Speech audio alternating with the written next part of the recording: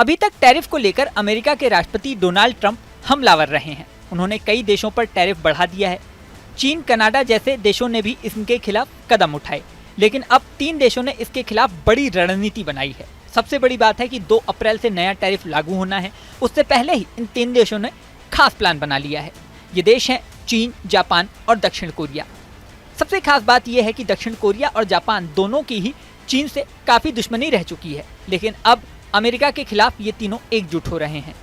यहाँ तक कि जापान, दक्षिण कोरिया और चीन के विदेश मंत्रियों ने टोक्यो में ऐतिहासिक बैठक की।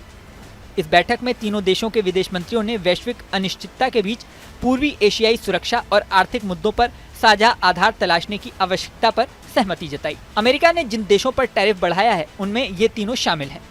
चीन के साथ जापान और दक्षिण कोरिया की इस दोस्ती को अमेरिका के लिए नई टेंशन माना जा रहा है। साल 2023 के बाद से इन देशों के विदेश मंत्रियों की ये पहली बैठक हुई है और ये ऐसे समय हुई है जब अमेरिका के राष्ट्रपति डोनाल्ड ट्रंप दशकों पुराने अपने गठबंधनों को खत्म कर रहे हैं। डोनाल्ड ट्रंप के इस कदम से चीन के लिए पारंपरिक रूप से वाशिंगटन के साथ जुड़े हुए देशों से नए संबंध बनाने का रास्ता खुल रहा है। अगर ऐसा होता है तो ये एशिया में अमेरिका के लिए अब तक का सबसे बड़ा झटका होगा।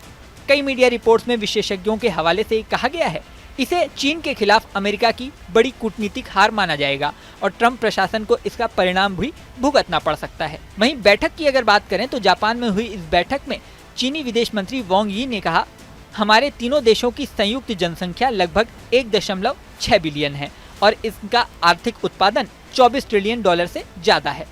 हमारे विशाल बाजारों और महान संभावनाओं के साथ हम महत्वपूर्ण असर डाल सकते हैं। उन्होंने कहा, चीन अपने पड़ोसियों के साथ मुक्त व्यापार फिर से शुरू करना चाहता है और 15 देशों की क्षेत्रीय व्यापक आर्थिक भागीदारी की सदस्यता का विस्तार चाहता है। हालांकि इन तीनों देशों के बीच अभी भी गहरे मतभेद बने हुए हैं।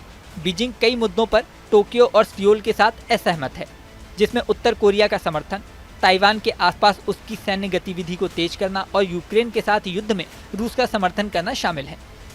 अमेरिका के सहयोगी जापान और दक्षिण कोरिया, जिनमें से प्रत्येक देश में हजारों अमेरिकी सैनिक तैनात हैं, ये दोनों देश अमेरिका के इस दृष्टिकोण से सहमत हैं कि दुनिया की दूसरी सबसे बड़ी अर्थव्यवस्था वाला देश चीन क्षेत्रीय सुरक्षा के लिए एक खतरा बना हुआ है।